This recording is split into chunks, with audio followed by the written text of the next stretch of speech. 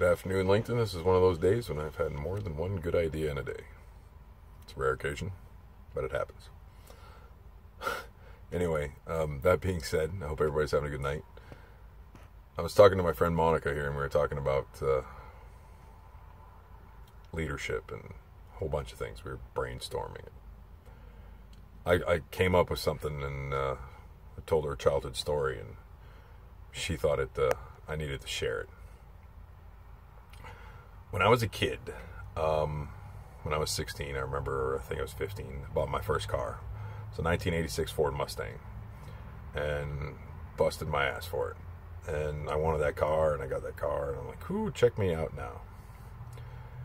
And it meant something to me because I earned it. Like, I worked really hard for it.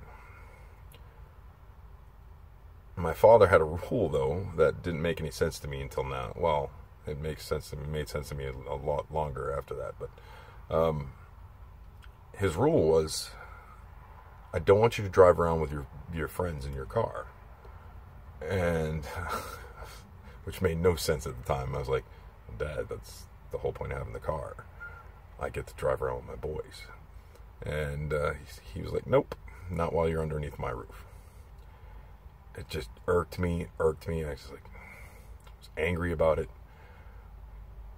And it made sense, but my father wasn't much on explaining his thoughts or his reasons for doing things. It was just, this is the way things are, and you're going to freaking deal with it. But his point was, your friends are going to make you do stupid stuff. Your friends, it's not their car because they don't have any skin in it. They didn't work as hard as you did. They didn't put the effort in. They're just getting to sit there on the passenger side and drive around. And they want to see you squeal your tires, and they want to see you do donuts, and they want to see you race that car, and they're pushing you, and they're egging you on to do things that if something goes wrong, they don't have any skin in it. So they're making decisions for you based on just the fact that they want you to do something, and they're not going to face any of the repercussions. You are. And I think that had a lot of sense in it now. And I guess the same thing kind of fits into business. If you're letting people, make decisions for you and run your business and do this and do that and make real cutting edge, hard choices, and they don't have any skin in it, that's kind of a loss, isn't it? Like if your company goes under because of somebody else's choices, they're just going to go on and do something else. It's not their loss. And I think people need to focus on some things like that, because you need to find the people that want to put the time in and feel like they have skin in it. Because the ones who don't care are not going to put in the effort, because they'll just move on to the next friend or whatever. It's not a big deal to them, or the next company.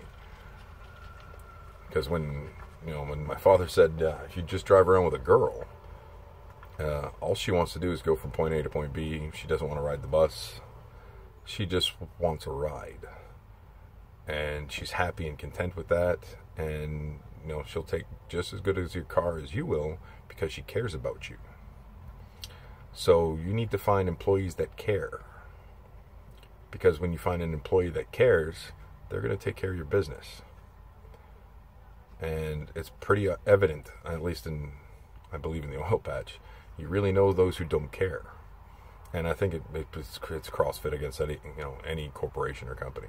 When you find those that don't care, and it's pretty obvious pretty quickly, those who don't care, why are you putting up with that?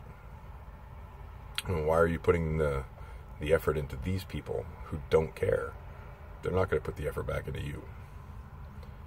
So that's all I had to say is, like, when you're going through your hiring process and you're looking at people and employees, you need to find those that care, those that got a little bit of skin in it, and they go the extra mile. If the one that wants you to show off and beat your car and is just going to get out when you get pulled over, yeah, that's not who you need running your company. Anyway, I hope everybody's having a great day. And Monica, yeah, thanks for the conversation. I really appreciated that. Hope everybody has a great day. Ciao.